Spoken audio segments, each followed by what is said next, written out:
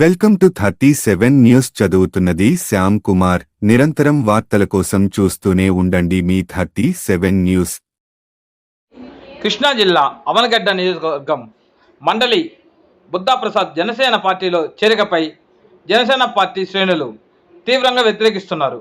అందుకు సంబంధించినటువంటి కొన్ని వీడియోలు ఇప్పుడు మనం చూద్దాం. కృష్ణా జిల్లా అవనగడ్డ నియోజకవర్గం మాజీ ఉపసభాపతి అయిన మండలి బుద్ధప్రసాద్ గారు జనసేన పార్టీలో చేరాలనే యోచనలో ఉన్నట్లు విశ్వసనీయ సమాచారం వల్ల తెలిసింది. మరి బుద్ధప్రసాద్ గారి రాకను తీవ్రంగా వ్యతిరేకిస్తున్నటువంటి జన సైనికులు ఆ వీడియోను ఇప్పుడు మనం చూద్దాం. నాయకులకు, ప్రజలకు అందరికీ శిరస్సు వంచి నమస్కారం చేస్తూ ఉన్నాను. మనం ఈ రోజున ఇక్కడ మరి ఈ మీటింగ్ పెట్టుకోవడం చాలా దురదృష్టకరం. ఎందుకంటే ఈ పరిస్థితులు రాకుండా ఉండాల్సింది. ఎన్ని కష్టాలు వచ్చినా సరే జనసేన అభ్యర్థిని మాత్రమే నిలబెట్టేటట్టుగా మనందరం పోరాటం చేద్దాం. మన బిడ్డకి ఇంకొకరు తండ్రి కాడు, మన బిడ్డకి ఇంకొకరు తండ్రి కాడు. నాకు మన అధ్యక్షులు పవన్ కళ్యాణ్ గారి మీద 100కి 100% నమ్మకం ఉంది. పార్టీ కోసం కష్టపడి ఎవరైతే పనిచేశారో వాళ్ళల్లో ఒకరిని అభ్యర్థిగా ప్రకటిస్తారని ఖచ్చితంగా నమ్మకం ఉంది. ఎట్టి పరిస్థితుల్లోనూ పక్క పార్టీల నుంచి తీసుకురారనేది నా నమ్మకం. ఇందాక చెప్పినట్టుగా మన బిడ్డకి ఇంకోటి తండ్రి కాలేడు, ఎప్పటికీ కాలేడు. ఖచ్చితంగా ఇవన్నీ మీడియా క్రియేట్ చేసినటువంటి రూమర్లు. ఎవరైనా ఆశపడితే ఆశపడచ్చు, కానీ పవన్ కళ్యాణ్ గారు ఆ దిశగా ఆలోచించట్లేదు అనేది నా ఉద్దేశం. దానికి చాలా మంచి ఉదాహరణ ఏంటంటే, మీరందరూ చెప్తున్నారు అక్కడెక్కడికో వెళ్ళారని, కానీ కళ్యాణ్ గారు హైదరాబాద్లో ఉన్నారు ప్రస్తుతం. సో ఖచ్చితంగా ఇక్కడెక్కడో మిస్కమ్యూనికేషన్ ఉంది. మరి సమాచారం మరి తప్పుగా అందుతూ ఉంది. మనలో అలజడి క్రియేట్ చేయడానికి ఇది మరి మిత్రపక్షాలు అవనివ్వండి, లేకపోతే ప్రతిపక్షాలు అవనివ్వండి, కేవలం వాళ్ళ కుట్రగానే భావించాలి. మీరు మనలో మనం అలర్జీని పడద్దు. ఎట్టి పరిస్థితుల్లోనూ పక్క పార్టీ వాడికి ఇవ్వరు. పవన్ కళ్యాణ్ గారు ఒక మంచి ఉద్దేశంతో పార్టీని స్థాపించారు.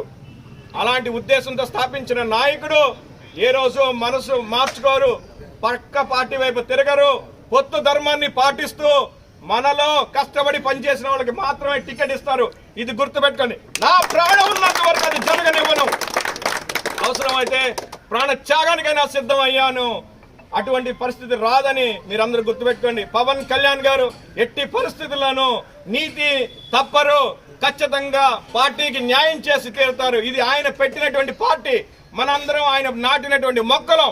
ఖచ్చితంగా ఆయన నాటిన మొక్కల్ని ఆయన చంపేయరు అనేది మీరందరూ గుర్తుపెట్టుకోవాలి.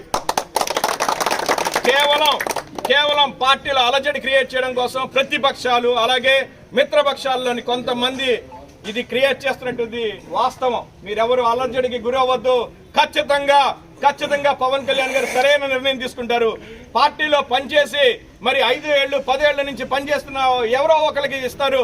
ఎవరికి సీట్ ఇచ్చినా నేను మద్దతు తెలియజేస్తాను. దగ్గరుండి జనసేనని గెలిపిస్తానని చెప్పి మీ అందరికీ నేను ప్రమాణం చేసి చెప్తా ఉన్నాను.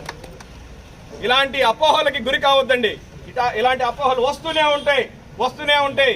పవన్ కళ్యాణ్ గారు లాంటి బలమైన నాయకుడు ఉన్నంత కాలం ఆయన్ని పొలిటికల్ గా అణించడానికి ఇలాంటి అపోహలు వస్తూనే ఉంటాయి. మీరెవ్వరూ ఇలాంటి రూమర్స్ కి భయపడద్దు. టీవీల్లో వచ్చే కథనాలకి మీరు తనకొద్దు బెనకొద్దు. మనందరం గుండె ధైర్యంతో ఉందాం. గుండె ధైర్యం అంటే మాటలు కాదు, చేతలతో చేసి చూపిద్దాం. ఖచ్చితంగా మన నాయకుడు మన కోసం నిలబడతాడన్న ధైర్యంతో మీరు అంతా నిలబడండి. మనం ఎవరిని అభ్యర్థిగా ప్రకటిస్తే వాళ్ళని గెలిపించుకుందాం. ఇందులో ఇంకో మాట లేదు. మనందరం చేయాల్సింది ఒకటే, మనందరం ప్రమాణం చేద్దాం. ఎవరికి సీట్ ఇచ్చినా సరే మన సపోర్ట్ చేస్తామని ప్రమాణం చేద్దాం. ఎవరికి సీట్ ఇచ్చినా నేను నా వంతు కృషి చేసి నేను ఖచ్చితంగా నిలబడతానని చెప్పి చేస్తా ఉన్నాను. ఇందులో మనం గాబరా పడాల్సింది ఎటువంటిది లేదు. కేవలం కల్పితమైనటువంటి కథనాలు విని ఇవాళ రోజున కళ్యాణ్ గారు అక్కడ పిఠాపురంలో లేరు, వేరే ఊర్లో ఉన్నారు. అయినా సరే ఈ కథనాలు మరి టీవీల్లోనూ పేపర్లోనూ వాట్సాప్ గ్రూపుల్లోనూ ఆగట్లేదు. దానికి కారణం మరి ప్రతిపక్షాలు అలాగే మిత్రపక్షాల్లోని కొంతమంది అవిశ్వాసకులు ఇట్లాంటి చేస్తున్నారనేది నా బలమైన నమ్మకం. బాగుంటుంది చెప్పి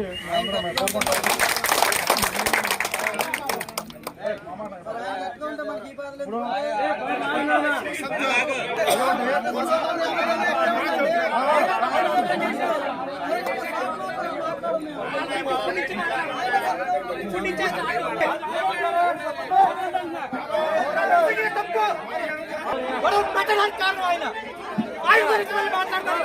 ఆయన చెప్పచెప్తే తీసుకెళ్ళి పెద్దగా మనలో ఒకరు బయటికి రండి, మనలో ఒకరు బయటికి రండి.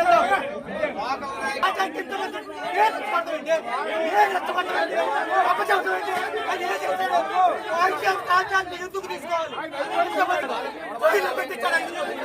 నాకెలా ఉంటుంది, నాకెలా ఉంటుంది?